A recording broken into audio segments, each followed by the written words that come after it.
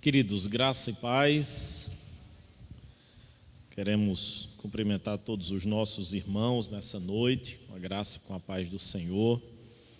Aqui, nossa igreja, número extremamente compacto, apenas aqueles que estão envolvidos no trabalho, nas funções, para que essa transmissão chegue até você que nos acompanha em casa, e aí sim no nosso canal do YouTube, já muitos acessos, nossa página do Facebook também.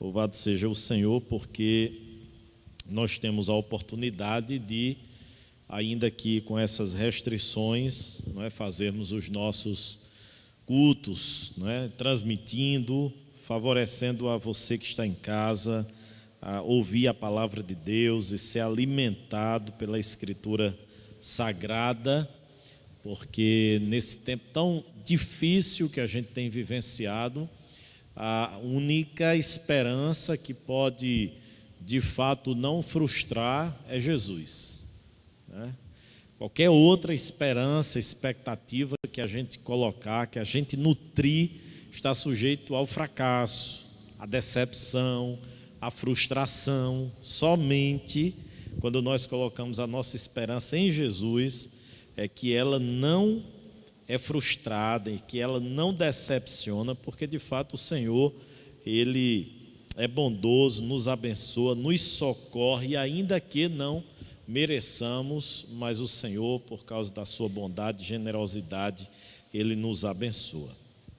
Queridos, nós vamos reabrir o texto que a gente tem utilizado aqui nessa parte final da primeira etapa sobre a temática que nós temos aqui abordado, que é a treliça e a videira, essas metáforas que são utilizadas, essas imagens e figuras que são utilizadas para nos fazer refletir sobre a vida no que diz respeito institucional da igreja, suas programações, suas atividades, seu funcionamento, e ao mesmo tempo, por outro lado, e aí isso está associado à treliça, e por outro lado, aquilo que nós temos pensado sobre a videira, que são as pessoas, não só numericamente, mas em termos de maturidade, o seu desenvolvimento e o seu progresso.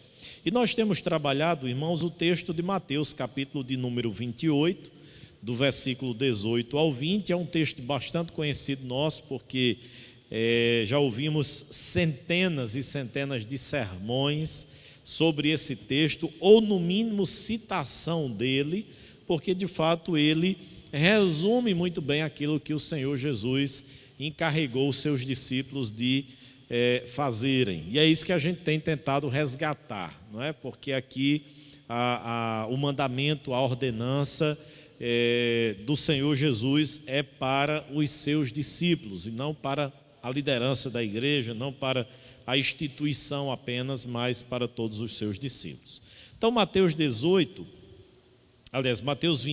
do 18 ao 20, diz assim: Jesus, aproximando-se, falou-lhes, dizendo: toda a autoridade me foi dada no céu e na terra. Ide, portanto, fazei discípulo de todas as nações, batizando-os em nome do Pai, e do Filho, e do Espírito Santo, ensinando-os a guardar todas as coisas que vos tenho ordenado. E eis que estou convosco todos os dias até a consumação dos séculos. Amém. Queridos, nós temos trabalhado de forma comparativa, figurativa, utilizando essas figuras, essas imagens que eu citei aqui para os irmãos, da treliça e da videira. A treliça associada à programação, às atividades, à dinâmica, à estrutura da igreja organizacional, e a videira, por outro lado, se referindo a nós, discípulos de Jesus, como nós somos incorporados à igreja, que é o corpo de Cristo, e ao mesmo tempo como nós estamos desenvolvendo e progredindo em nossa fé, porque a nossa fé ela não é uma fé estática, mas ela é uma fé dinâmica, ou seja, ela produz frutos, não é? E frutos que revelam e que demonstram que nós somos de fato discípulos de Jesus, que nós nos arrependemos dos nossos pecados e que nós nutrimos o desejo de viver para o louvor e glória dele. E eu tenho mencionado nessa parte final, só a título de recordação, que o grande problema não é a ordenança que o Senhor Jesus nos deixou. O grande problema é que nós estamos inseridos num mundo onde há pecadores e onde nós somos também pecadores. Então não há complicação naquilo que o Senhor Jesus deixou para que os seus discípulos vivessem e seguissem. O que complica é o pecado que habita no nosso coração e que habita no mundo. E isso naturalmente torna-se dificultosa a obediência plena, o cumprimento alegre, satisfatório daquilo que o Senhor Jesus assim nos ensinou em sua palavra. E aí a gente tem feito algumas proposições, né, a título de conclusão. Eu vou repetir as que a gente trabalhou quinta-feira passada e citar as de hoje para a gente então finalizar. Primeiro, nosso alvo é fazer discípulos, né? Então a gente trabalhou isso aqui quinta-feira passada. Nosso objetivo maior, nosso alvo maior não é fazer uma denominação expandir e crescer. Nosso alvo é fazer discípulos para Jesus. É claro, queridos, que nós, porventura, podemos abrir as portas da nossa igreja, do nosso espaço, da nossa comunidade, da nossa denominação, para que essas pessoas, alcançadas pela graça de Jesus, elas sirvam juntamente conosco. Mas se porventura o Senhor levar, ou se porventura elas decidirem congregar em outro ambiente, em outra comunidade, desde que seja genuinamente evangélica, não há nenhum problema, porque o nosso objetivo é fazer discípulos. Segundo, as igrejas tendem em direção ao institucionalismo, como as faíscas voam para cima. Então a gente estudou também na semana passada, vendo que é natural, que é normal, certo? Que nós associemos a vida da igreja à instituição, ao aspecto institucional. Embora eu tenha trabalhado esse tópico quinta-feira passada, eu vou voltar a ele, irmãos, para a gente fazer inclusive uma aplicação de cunho muito, muito prático, não teórico, a respeito desse tempo que a gente está vivendo, levando em consideração esse ponto. Mas deixa eu caminhar aqui. A essência do fazer discípulos é o ensino diligente, ou seja, os discípulos são atraídos a Jesus por meio da pregação do Evangelho e, por outro lado, eles crescem, progridem, desenvolvem também pela pregação do Evangelho, pelo ensino da palavra de Deus. E o quarto tópico que a gente pensou na semana passada foi o alvo de todo o ministério, não apenas da obra de pessoa a pessoa, é nutrir discípulos, ou seja, tudo aquilo que nós fizermos deve objetivar o fortalecimento, o crescimento, o amadurecimento dos discípulos de Jesus. Quinto, que aí sim a gente adentra nos tópicos de hoje. Ser um discípulo é ser um fazedor de discípulo. Essa é a premissa básica do nosso estudo. Essa é a razão pela qual nós nos debruçamos diante desse assunto o ano passado, nesse ano, e certamente ainda o faremos, com o intuito de que na nossa mente essa verdade fique impregnada. Ser um discípulo é ser um fazedor de discípulo. Então, a partir do momento em que nós não cumprimos essa premissa básica, nós precisamos refletir sobre: primeiro, eu sou um verdadeiro discípulo? Ou, segundo, como discípulo, porque eu estou sendo infrutífero? Está acontecendo que eu não estou cumprindo a missão para a qual Deus me resgatou e me salvou. Essa é a reflexão básica que a gente precisa fazer. Sou verdadeiramente discípulo de Jesus? Ou sou discípulo de Jesus, mas por que eu não estou sendo frutífero? Essas duas perguntas que a gente deve fazer. Jesus deu a seus discípulos uma visão para fazerem discípulos em todo o mundo. nenhum lugar da criação está fora dos limites e nenhum discípulo está isento dessa obra. Certo, queridos? Nenhum lugar da criação está fora dos limites e nenhum discípulo está isento da obra. Irmãos, deixe eu aproveitar aqui e fazer a ponderação que eu disse a partir do tópico 2, mas deixa eu fazê-la já conectada aqui ao tópico 5, porque a frase é muito emblemática. Nenhum lugar da criação está fora dos limites. A gente está numa realidade, queridos irmãos, de privação dos cultos públicos da igreja. Decreto do governo do nosso estado diz que nós não podemos, até o dia 26 de março, abrir as portas da igreja para que nós façamos os nossos cultos, ainda aqui com restrições numéricas. Esse é um ponto e a gente já tem debatido sobre ele aqui de forma sistemática, não é? Mencionando, vendo que há alguma coisa errada nisso, não é? Há alguma coisa mais por trás de toda essa situação que leva não só o governo do nosso estado, mas de outros estados a tomarem essas decisões. É um ponto. Agora, por outro lado, o que é que a gente precisa refletir? As portas da igreja fechada, do templo, da estrutura física, e isso em nada atenua a responsabilidade dos governos. Certo, irmãos? Deixar isso bem claro, no sentido de que, por dizer isto, eu não estou, por outro lado, dizendo que os governantes não têm suas responsabilidades em travar o funcionamento das nossas comunidades. Mas, por outro lado, se a gente pensar, terça-feira a igreja está fechada, culto de oração. Quinta-feira a igreja está fechada, culto de doutrina.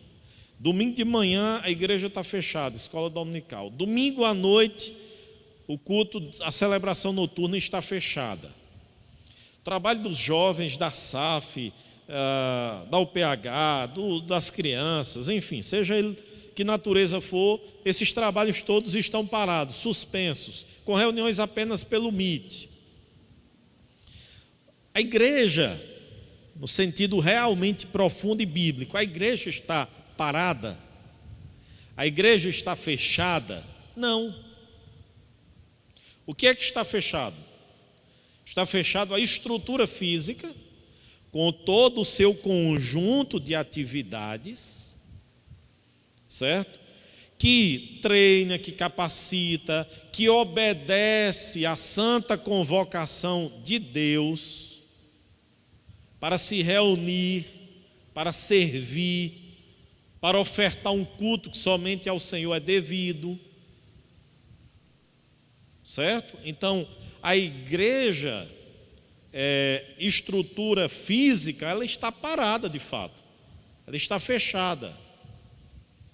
Agora, por outro lado, a igreja, gente, pessoas, discípulos de Jesus, homens e mulheres, jovens e crianças, velhos e moços, que foram alcançados pela graça de Deus, eles estão impedidos de cumprir isso aqui que a gente está destacando, fazer outros discípulos para Jesus? Não.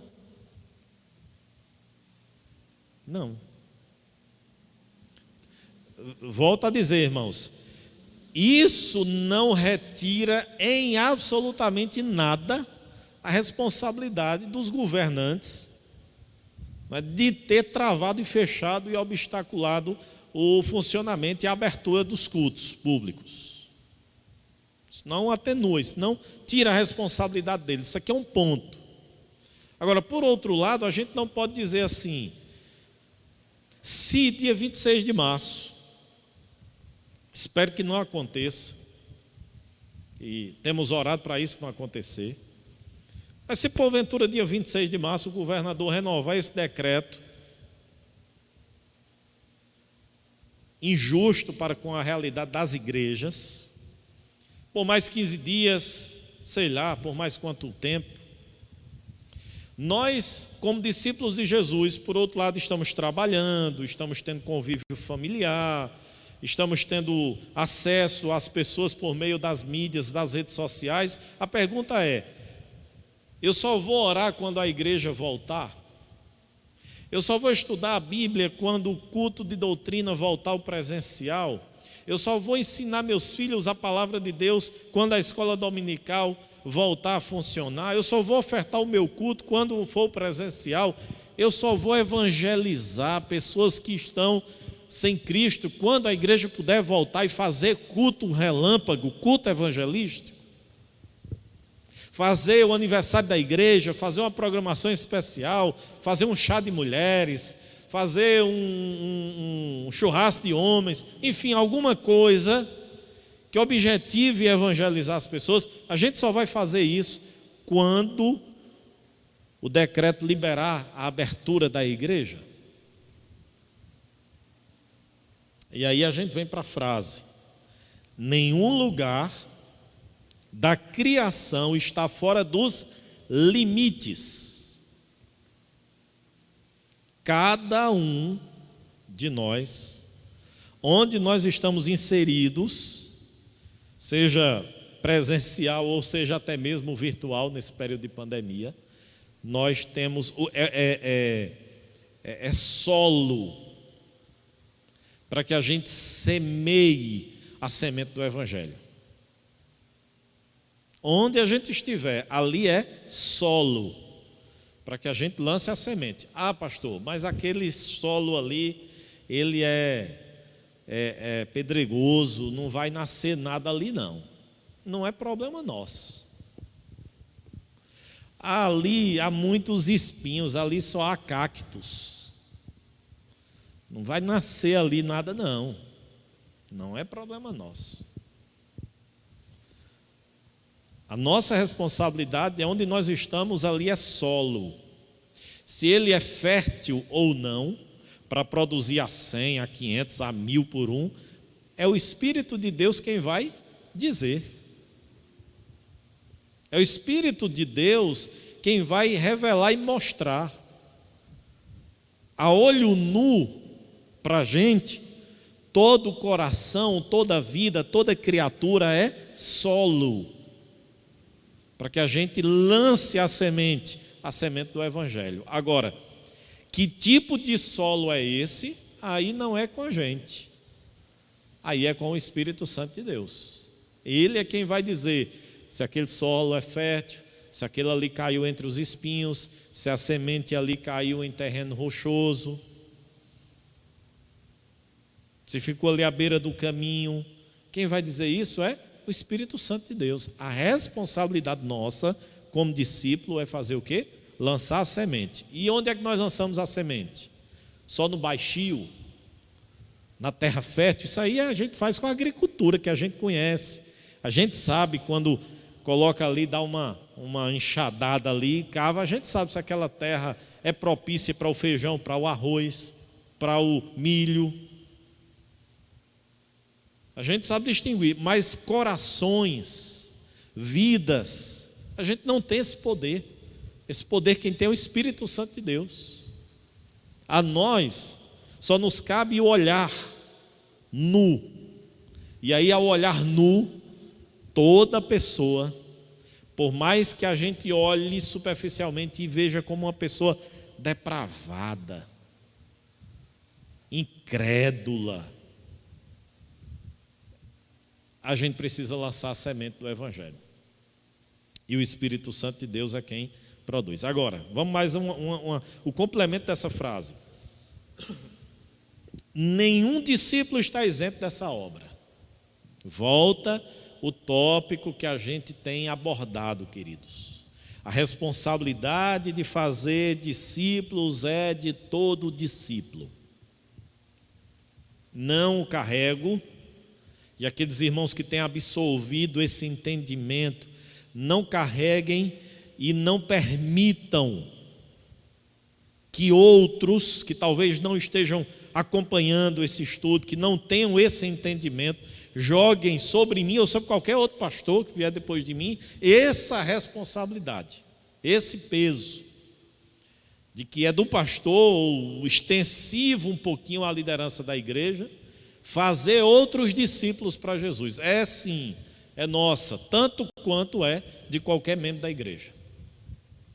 A responsabilidade que eu tenho de fazer discípulos para Jesus é igual à responsabilidade que qualquer membro da igreja tem.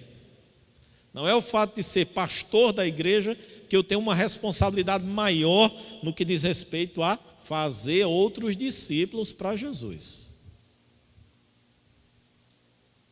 A responsabilidade é a mesma. E aí o texto que a gente leu, irmãos, extremamente elucidativo nesse sentido. Ide, portanto, fazer discípulos de todas as nações. Só lembrando, abrindo um parêntese, o imperativo não é no ide, o imperativo é no fazer discípulos. O ide, ele pode até ser traduzido aqui na língua portuguesa na ideia de um gerúndio, indo, ou ao ir a algum lugar, faça discípulos. Ao viajar a um lugar, faça discípulos. Indo trabalhar, faça discípulos. Indo estudar, faça discípulos. Indo conviver com a família, faça discípulos. A ordem é fazei. Fazer. E às vezes me dói eu falar sobre isso tanto tempo e às vezes alguém ainda comenta assim: vamos cumprir o ide de Jesus. Que ide, irmãos? Vamos cumprir o fazei discípulos. A ordem, o mandamento, o imperativo é no fazei. E aí sim, o ide se torna indo ou ao ir. Onde a gente estiver, o que a gente estiver fazendo, com quem a gente estiver convivendo, aí a gente cumpre e obedece o mandamento de Jesus, que é fazei discípulos de todas as nações. Vamos seguir, queridos. Ponto 6. Fazer discípulos precisa ser treinado e equipado com convicção, caráter e competência. Aqui, queridos, entra o papel, sim, do pastor ou dos pastores. Justamente esse treinamento, esse equipar. E é interessante porque aqui nós encontramos 3 áreas distintas, envolve nutrir e ensinar pessoas em seu entendimento e conhecimento, suas convicções. Como é, queridos irmãos, que nós vamos fazer outros discípulos para Jesus se nós não temos convicção de que nós somos discípulos de Jesus? Então, primeiramente, nós precisamos ter convicção. Convicção de quê? Da nossa salvação, da nossa filiação, da nossa união com Cristo. E aí, convicto da minha fé, não apenas abstrata, mas concreta, porque aqui inclui também o conhecimento da Escritura, o entendimento da Bíblia, o entendimento da salvação pela graça do Senhor. Isso me leva o outro aspecto desse treinamento, que são as convicções, ao caráter, que envolve aí a piedade e a maneira de viver. Certo? Aquilo que eu tenho dito aos irmãos, fazer discípulos de Jesus envolve gente perdida sendo alcançada, gente que outrora estava nas trevas sendo transportadas para o reino da luz, mas envolve melhora de procedimento de vida daqueles que já foram alcançados. Significa, irmãos, que o nosso caráter está sendo moldado, trabalhado por Deus. Aí quando a gente pensa em caráter, o que é que a gente tem que pensar? A gente tem que pensar em toda a nossa vida, nosso temperamento, nossos negócios, nossos relacionamentos. Tudo isso, irmãos, está atrelado ao nosso caráter, à nossa maturidade cristã. A gente sabe muito bem isso quando a gente olha para uma pessoa que teve um procedimento reprovável por nós. O que é que nós de imediato dizemos com ela? Isso é uma pessoa sem caráter. O que é uma pessoa sem caráter? Aí é melhor a gente definir o que é uma pessoa com caráter. Uma pessoa com caráter, ela tem determinadas condutas, comportamentos que são de fato condizentes com a palavra de Deus.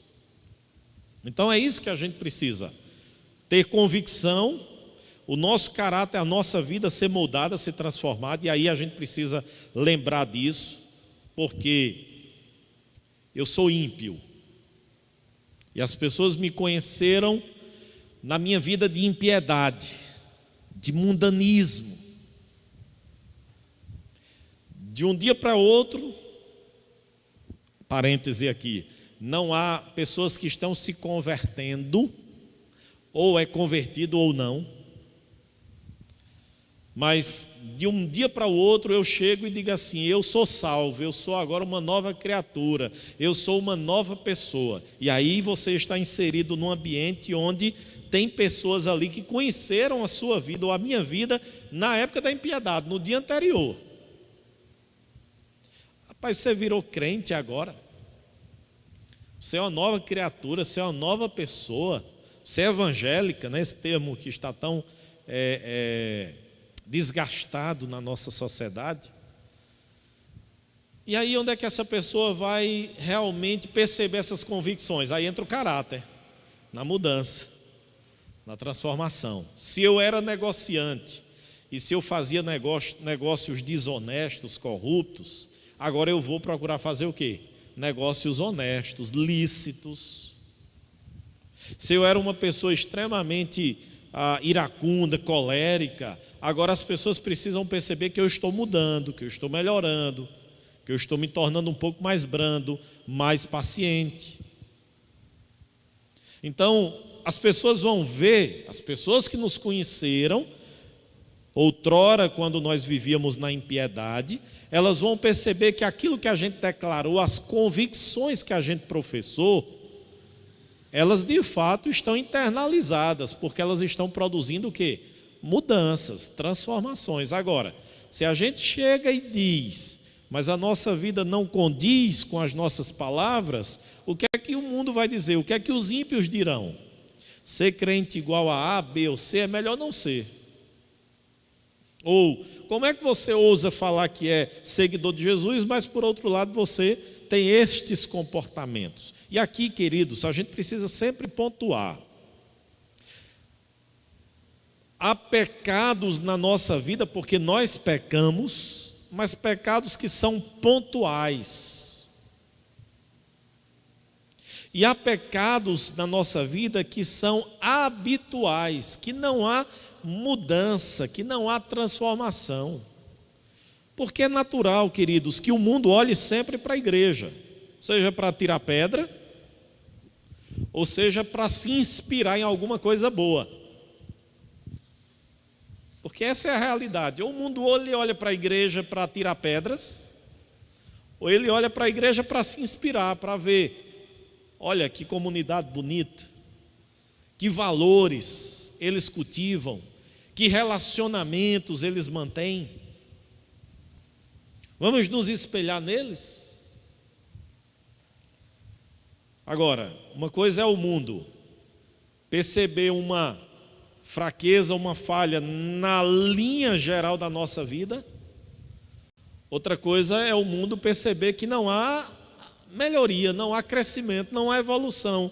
Do ponto de partida ali da nossa conversão, até 5, 10, 15, 20, 30 anos de conversão, parece que a nossa vida nunca tem uma crescente, nunca tem uma mudança, nunca tem uma transformação. É a mesma de outrora, quando nós vivíamos na impiedade. Muda muitas vezes, irmãos, hábitos morais apenas. Exemplo, eu era um bebarrão, agora não bebo mais. Eu era um prostituto, um farrista, e agora não vou mais para a festa. Eu outrora fumava, e agora eu não fumo mais. Então, às vezes há uma privação dessas práticas e desses comportamentos, e nós julgamos que isso é suficiente para mostrar que Cristo de fato nos libertou. É claro, queridos, que isso é um dos indícios que de fato nós encontramos Jesus, ou que Jesus nos salvou. Mas há outras coisas mais.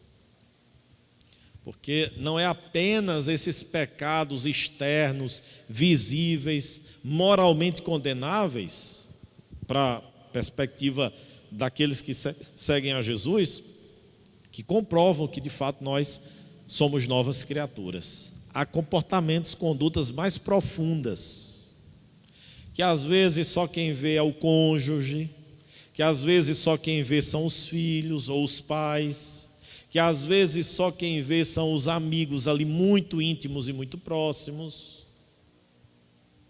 os colegas de trabalho, de universidade. São mudanças que, de forma pública, geral, não são tão perceptíveis, mas na individualidade, num contexto menor, essas mudanças são perceptíveis e as pessoas começam a perceber que, de fato, as convicções estão conectadas com o caráter, com a maturidade, com a vida sendo diferente. E aí a gente chega para o outro, que é a competência, né? Fazer discípulos precisa ser treinado e equipado com convicção, com caráter e com competência. O que seria aqui a ideia de competência, irmão? Seria habilidades e experiência prática de ministrar os outros, né? É justamente esse treinamento que a gente precisa ter, essa capacitação que a gente precisa ter para que a gente consiga ministrar as outras pessoas, para que a gente consiga influenciar positivamente aquelas pessoas. Vamos pensar aqui no tópico sobre o discipulado, não é? Como é que eu vou discipular alguém se eu não tenho habilidade para fazê-lo, né? Se eu não tenho desenvoltura para fazê-lo? E aí, queridos irmãos, não é a questão de inaptidão crônica do indivíduo, é apenas por uma acomodação que o leva a não progredir, a não crescer e, consequentemente, a não se capacitar. Certo? Então não é algo que é natural a gente. Aquela pessoa ali não serve para fazer discípulos. Não, queridos. A responsabilidade de fazer discípulos é para todos os que já são discípulos de Jesus. E esse treinamento, essa capacitação, esse desenvolver habilidades, isso é algo natural na vida e na vivência da igreja. De modo que você tenha condições de, convicto da sua fé, com o seu caráter mudado e transformado, de forma competente, fazer outros discípulos para o Senhor Jesus. Sétima proposição aqui. Há apenas uma classe de discípulos, apesar dos diferentes papéis e responsabilidades. Essa frase é fantástica. Há apenas uma classe de discípulos. Irmãos, eu me preocupo quando muitas vezes a gente percebe a tentativa de criar diferenciação de crentes, não é? Esse é um grande problema quando se pensa naquilo que a teologia pentecostal chama de batismo ou de segunda bênção, né? De batismo com o Espírito Santo. De uma certa maneira você nutre na igreja uma ideia de que há categorias e classes de crentes, de discípulos. Alguns que são mais espirituais, que receberam o batismo, outros que não, e por isso se sentem encorajados a pedir. É um problema sério do ponto de vista teológico, porque os dons, só tem um dom, certo? Que ele é universal no sentido de que todo crente ele é alcançado por esse dom. Os irmãos sabem qual é? O dom da fé. O que é que diz Paulo lá em Efésios? Vocês são salvos pela graça mediante a fé. Isto não vem de vós, é dom de Deus. A fé é um dom, sim, que é universal, ou seja, todos os discípulos de Jesus, eles são possuidores do dom da fé, porque senão eles não creriam em Jesus. Senão eles não teriam convicção dos seus pecados e se voltariam para Jesus como Salvador. Agora, os demais dons, Deus Espírito Santo distribui à sua igreja de acordo com a sua necessidade, porque ainda que peçamos, como diz o apóstolo Paulo, busquemos os dons, o Espírito Santo é soberano e ele distribui conforme lhe apraz, conforme ele quer, conforme ele deseja, conforme ele percebe a necessidade da sua igreja, do seu povo. E aí a gente precisa lembrar disso. Há apenas uma classe de discípulos, apesar dos diferentes papéis e responsabilidades. Nós temos papéis e responsabilidades diferentes, mas todos nós somos discípulos de Jesus. E temos a missão e a responsabilidade de fazer outros discípulos para Jesus. Oitavo, a grande comissão, texto que a gente leu de Mateus 28, com seu imperativo de fazer discípulos, precisa instigar uma nova maneira de pensar sobre nossas reuniões de domingo e sobre o lugar do treinamento na vida da congregação. O que obstrui a visão de fazer discípulos dada por Cristo nas igrejas cristãs? Na maioria dos casos, não é a falta de pessoas para serem treinadas, nem a ausência de não cristãos para serem alcançados, mas padrões e tradições que restringem a vida da igreja. Aqui, irmãos, é algo para a gente repensar a vida da igreja. Eu disse aqui, tenho levantado essas questões. Claro, queridos, que nós ainda estamos engatinhando na temática sobre ter uma estrutura, uma treliça totalmente voltada para servir a videira. A gente ainda está engatinhando nesse procedimento, nesse processo. Espero que ao longo dos anos a gente consiga rever isso. Mas eu tenho levantado algumas ideias aqui. Claro, irmãos, que essa literatura é produzida num contexto europeu ou norte-americano, e aí, levando em consideração aquilo que eu disse aos irmãos, a cultura, que lá é o domingo, o dia mais importante, e o dia que a igreja se reúne de fato, e às vezes é até intensa, em termos de tempo. Algumas igrejas norte-americanas, não é, que elas têm o culto principal, diferentemente de nós brasileiros, que nosso culto principal é domingo à noite, no domingo de manhã. Então, os membros vão para lá, 8 horas, escola dominical, tem um culto, depois já emendam com um almoço, ficam às vezes na estrutura da igreja até 2, 3 horas da tarde, 4 horas, quando a partir daí é que começam a regressar para suas casas, e aí não retornam mais para o culto à noite.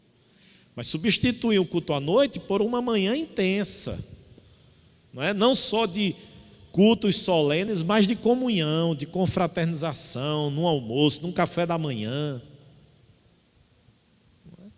nos planejamentos da igreja, da vida. A nossa cultura é diferente. A nossa cultura é diferente. A gente não pode querer importar isso e implementar. Mas a gente deve, do âmbito geral, pensar. A estrutura da nossa igreja, a treliça da nossa igreja, ela é voltada para alcançar o objetivo de sermos fazedores de discípulos. Aí eu disse aos irmãos, utilizar o nosso culto de quinta, por exemplo, para que a gente ofereça treinamento,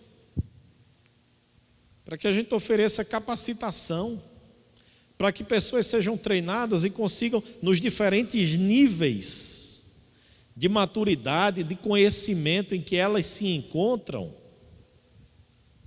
a gente ter aquele desenvolvimento.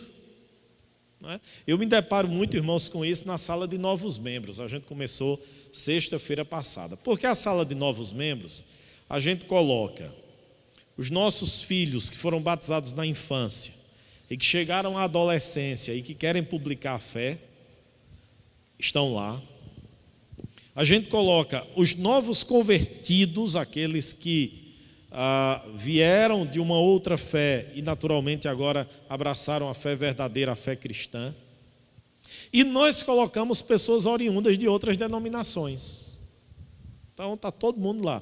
E às vezes eu percebo, embora, irmãos, há um tempo atrás eu tive até uma dificuldade, porque algumas pessoas que migraram de outra igreja, né, se sentiram ofendidas em que eu pedi para participar da sala de novos membros, como se na sala de novos membros nós fizéssemos algo extremamente escandaloso. Ora, o que é que nós estudamos na sala de novos membros? A Bíblia, a palavra de Deus.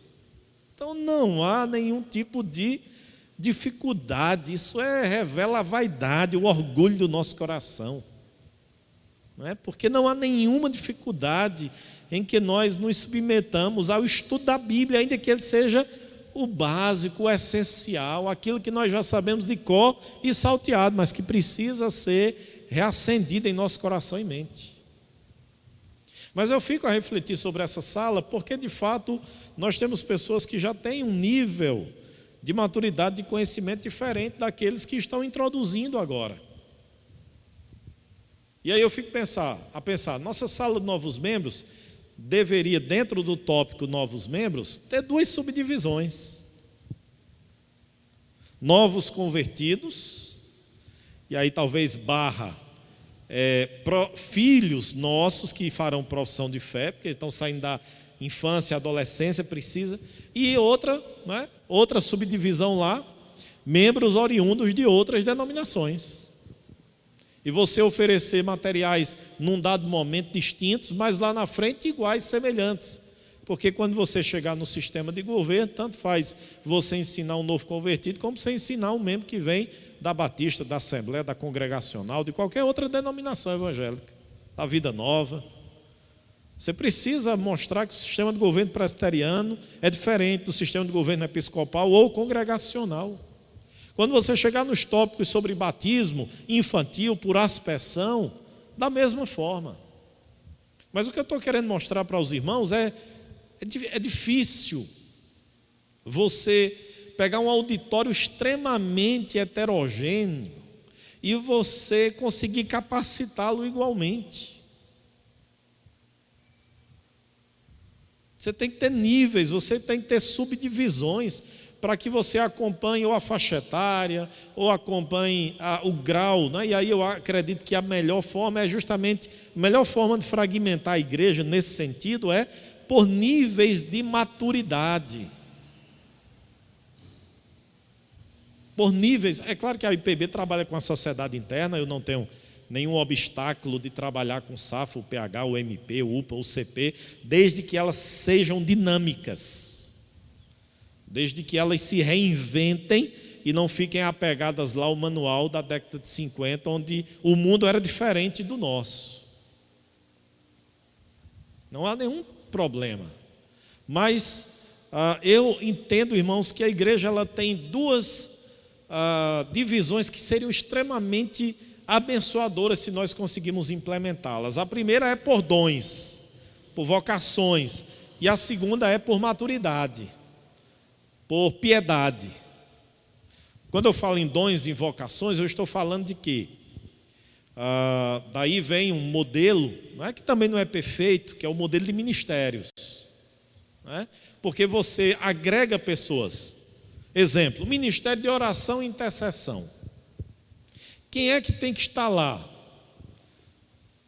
Só mulheres da SAF? Só homens da UPH? Só jovens? Só adolescentes? Só crianças? Não. Quem é que tem que estar lá? Tem que estar lá homens, mulheres, jovens, crianças, adolescentes, pessoas que foram abençoadas por Deus, talvez com dom de intercessão, e que é uma área caríssima para aquela pessoa, então ela vai lá. Você tem uma outra área na igreja, ministério de ensino. O ministério de ensino, eu tenho dito isso aqui, né, recorrentemente, é para todo crente? É não. É para aqueles que têm o dom de ensino, ou, não é, um pouco também da questão da liderança, e para aqueles que têm habilidade de ensinar e que são devidamente capacitados. Então você divide a igreja por dons, por habilidades, por vocações. Ou, nesse nível que a gente está tratando aqui, a igreja treina e capacita as pessoas pelo grau de maturidade. O novo convertido está aqui, certo? Um membro intermediário que tem 1 ano, 2 anos na igreja, ele está nesse nível. Outro já está com 10 anos na igreja, já deve ter outro nível. Agora, se o camarada chegou lá há 10 anos, 15 anos, e o nível dele ainda é de um novo convertido, aí o problema não é da igreja. O problema não é do sistema de pastoreio, do treinamento, da capacitação. O problema é do indivíduo que estagnou em sua vida, que não quis crescer, que não quis desenvolver, que não quis progredir. Mas, por outro lado, a igreja ofereceu treinamento e capacitação suficiente para tal. Então, eu acredito assim, irmãos, porque quando a gente divide por sociedade interna, e eu creio que as sociedades internas, se elas souberem se reinventar, elas poderão naturalmente funcionar dessa maneira, mas o que eu vejo é muitas vezes, irmãos, uma pessoa que não tem nem habilidade e nem dom de liderança, mas por causa de uma votação na hora, por causa de uma necessidade, a pessoa se vê como presidente da UPH, da SAF, dos jovens, e a pessoa não tem nenhuma habilidade para a liderança. Mas aquela pessoa não é inútil, aquela pessoa não é sem valor no serviço da igreja. O problema é que ela está no lugar errado. Às vezes aquela pessoa não tem um dom de liderança, mas tem um dom de intercessão, tem um dom de socorro, de misericórdia. Se você tirar aquela pessoa da presidência da UPH, da presidência da SAF, dos jovens, e colocá-la lá no ministério de ação social, cuidando das pessoas carentes da igreja, movendo a igreja em direção a uma prática social saudável, aquela pessoa vai ser uma bênção.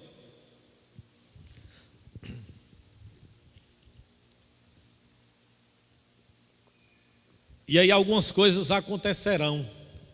Primeiro, ela se sentirá extremamente útil, se sentirá extremamente abençoada por Deus, abençoará a comunidade, não se sentirá desprestigiada nem desvalorizada. Agora, quando você pega uma pessoa que não tem nem o dom, nem a habilidade para determinada função na igreja, basta 1 ano de declínio naquela área, seja na sociedade interna, seja no ministério, e haja uma substituição para que a pessoa de imediato se sinta desvalorizada, preterida. Esse aí vem. Por que é que a gente tem muita gente na igreja, irmãos?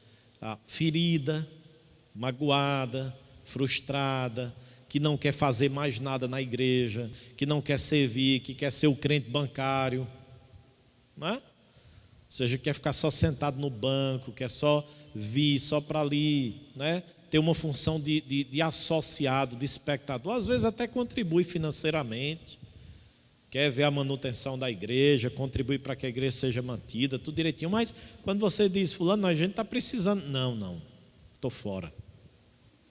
Eu quando fui presidente disso, eu quando fui líder disso aqui, o povo bateu demais em mim, o povo fez isso, fez aquilo outro, não deu 1 ano, quando foi na eleição, o povo já não votou em mim, não me reelegeu. Porque a pessoa às vezes não tem habilidade naquela área. Não tem. Queridos, a nível de presbitério, só para exemplificar, nós temos todos, né, todos os que estão lá, os presbíteros são também habilitados, mas todos são pastores, integram um presbitério, presidem um conselho, presidem uma igreja. Mas há colegas que dizem, olha, eu não tenho habilidade para ser presidente do presbitério. Tem colegas que já dizem assim, olha, eu gosto de ser secretário executivo, agora presidente não me coloque não. Dentro de um contexto de uma realidade de pastores, de líderes. Imagine isso, irmãos, num contexto de igreja, de membresia, de funcionamento de uma congregação. Então, queridos, a gente precisa repensar a dinâmica da nossa treliça para que ela alcance esse objetivo de dar suporte e sustentação ao desenvolvimento da videira. Só 2 tópicos para a gente fechar. Nono, treinar quase sempre começa pequeno e cresce à medida que os trabalhadores se multiplicam. Ah, pastor, se a igreja todinha ouvisse isso, esses estudos deveriam ser dados no domingo à noite. Irmãos, treinar quase sempre começa pequeno, com algumas pessoas, um grupo pequeno, que começa a absorver, internalizar os princípios, os valores, e depois começam a multiplicar isso de forma saudável a outras pessoas. Porque, irmãos, conceitos diferentes que nos tirem da zona de conforto, eles de imediato não são bem recebidos por nós. Mas justamente nesse convívio semanal, diário que nós temos com os nossos irmãos, é que nós conseguimos, à medida que absorvemos um conceito, influenciar positivamente. Qual é o grande problema? O grande problema é que nós nos deixamos ser influenciados. O grande problema é que as pessoas que maquinam o mal, elas são muito mais intensas, influenciadoras do que nós, que muitas vezes absorvemos os conceitos reais, bons, e precisamos influenciar outros. Então, treinamento é algo pessoal e relacional e exige tempo. Envolve compartilhar não somente habilidades, mas também conhecimento e caráter. Envolve imitação e ser modelo. O treinamento deve começar com pessoas e focalizar-se em pessoas e não em programas. Por isso que eu disse isso aqui semana passada. Irmãos, eu estava dando esses estudos e pensando, eu vou montar um curso de discipulado. Montar uma equipe na igreja para que essa equipe seja discipuladora. Ou seja, vamos dizer, 15 pessoas, 20 pessoas, se a gente conseguisse esse número. Converteu-se alguém, aí eu vou lá nessa equipe, pinço alguém de lá, digo, olha, você vai ficar responsável para discipular aquela pessoa. Converteu outra, eu vou lá, faço a mesma. E aí eu pensei, irmãos, por que eu vou responsabilizar um grupo por aquilo que é responsabilidade de todo o grupo, de toda a congregação, de toda a igreja? Eu não posso, inclusive porque se eu seguir por esse caminho, eu terminarei sobrecarregando aqueles que já têm outras funções na igreja. E aí eu estou naquela que eu já partilhei aqui com os irmãos. Vou dar um treinamento, vou dar um curso para a igreja, assim como estou fazendo na quinta. Eu abri mão de estar trabalhando um tema do ponto de vista teológico, né, sistemático, doutrinário, assim, mais no campo teórico mesmo, né, das convicções da fé, para trabalhar um assunto bem básico, bem essencial, bem prático. Justamente para quê? Para que a igreja toda seja treinada, ou para que as pessoas tenham acesso ao conhecimento. Isso vai ser uma mudança, digamos assim, generalizada? Não.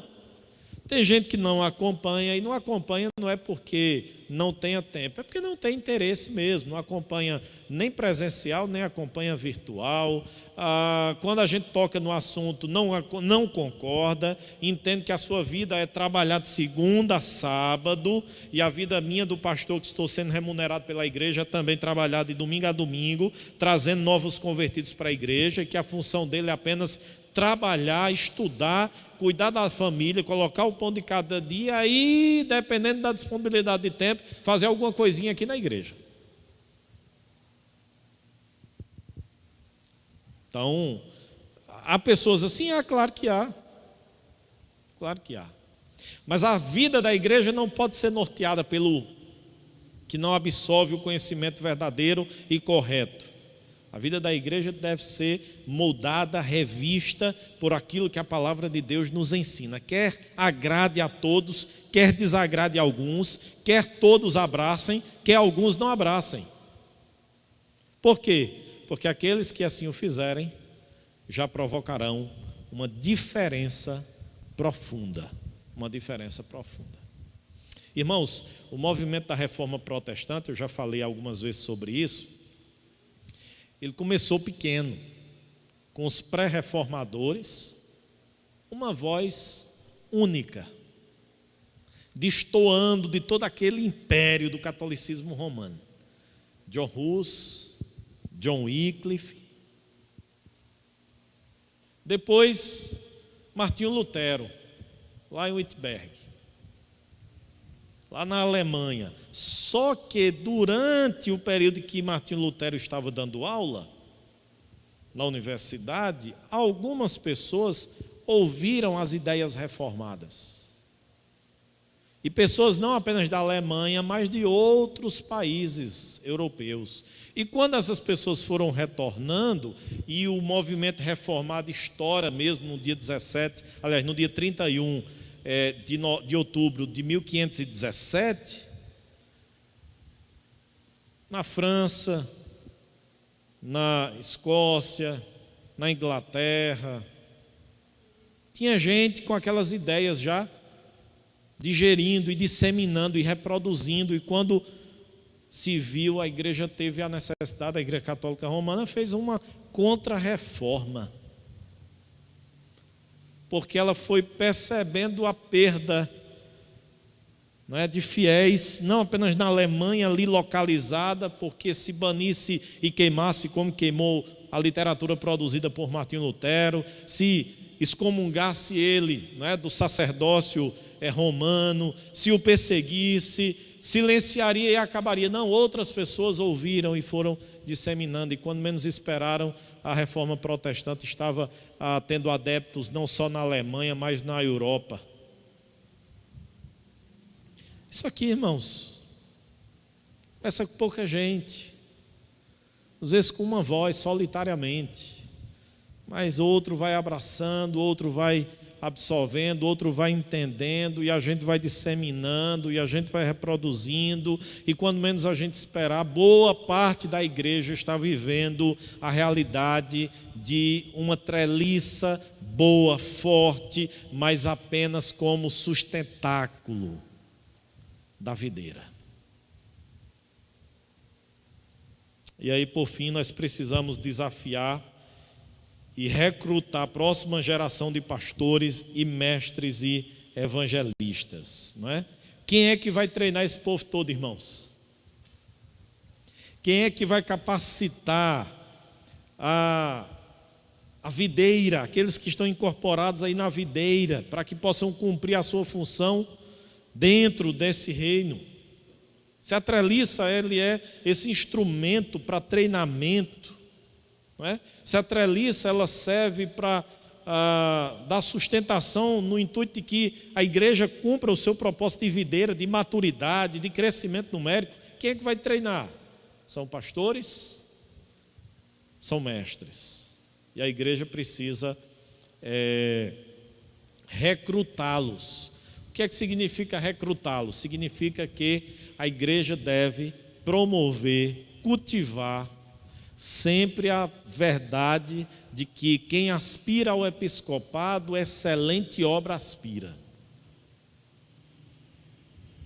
Quem aspira ao episcopado, excelente obra aspira.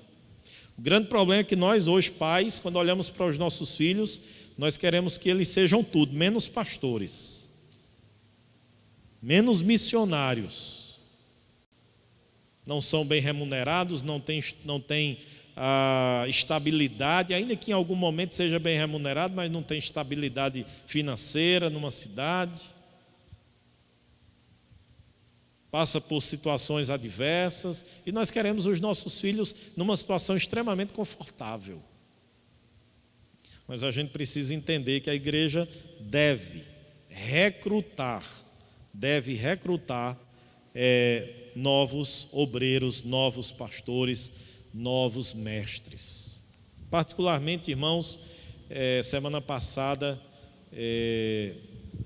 no sábado, de forma específica, faleceu, né, o pai do nosso pastor Veronilton, e eu tive um tempo com ele no sábado à noite conversando, e ele contando e compartilhando o seu trabalho lá em Zedoca. Temos aí o nosso seminarista William, partindo aí para o 3º ano, daqui a pouquinho estará também terminando o seminário, já tem sido frutífero, trabalhando em outro lugar, em outra igreja, e eu louvo a Deus, porque nesse período que eu estou aqui, Deus nos agraciou já com 2 pastores.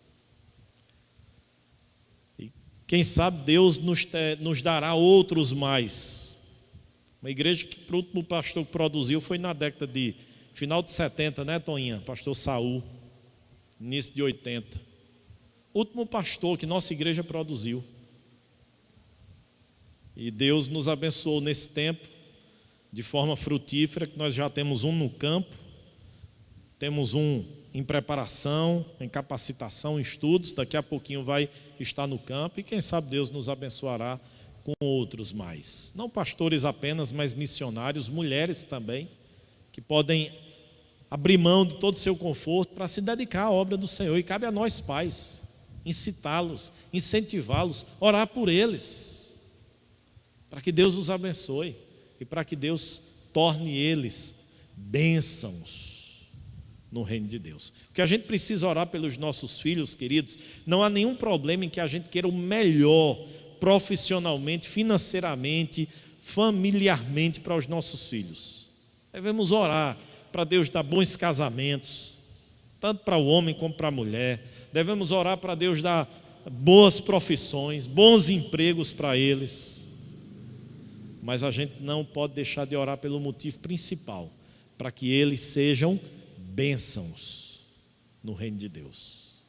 Para que a gente crie os nossos filhos, como a gente tem corrigido essa premissa, não para o mundo, mas para que a gente crie os nossos filhos, para que eles sejam bênçãos no mundo, sejam transformadores no mundo em que eles estão inseridos. Isso começa agora, quando desde a infância, adolescência, nós cultivamos essa imagem saudável, abençoadora que é o ministério cristão. Por isso que eu tenho dito e repetido aqui: pais, cuidado com o que vocês falam de mim aos filhos de vocês. Estou falando de mim, não é Altino não, estou falando da figura do pastor. Cuidado com o que vocês falam da igreja, onde vocês congregam, para os seus filhos. Cuidado, para que você não cultive na mente e no coraçãozinho deles uma visão frustrada, traumatizada, às vezes do pai ou da mãe, e que vai ter prejuízos e consequências danosas lá na adolescência e na juventude. Cuidado, pondere suas palavras, ore. Se sentiu magoado, ferido com alguma coisa da igreja, com alguém da igreja, ore. Se a gente orasse mais, irmãos, se a gente fizesse mais o que a Bíblia manda, a gente diminuiria, não ia extirpar, porque isso é impossível enquanto a gente estiver aqui, mas a gente diminuiria percentual, número de conflitos, de brigas, de mágoas, de ressentimentos que nós nutrimos por causa de relacionamentos na vida da igreja. Isso produz um impacto terrível na vida dos nossos filhos. Então, tenham cuidado nisso. Amém, queridos? Que Deus nos abençoe e que de fato a gente consiga cumprir essa missão que o Senhor estabeleceu para cada um de nós: fazer outros discípulos para a glória do Senhor.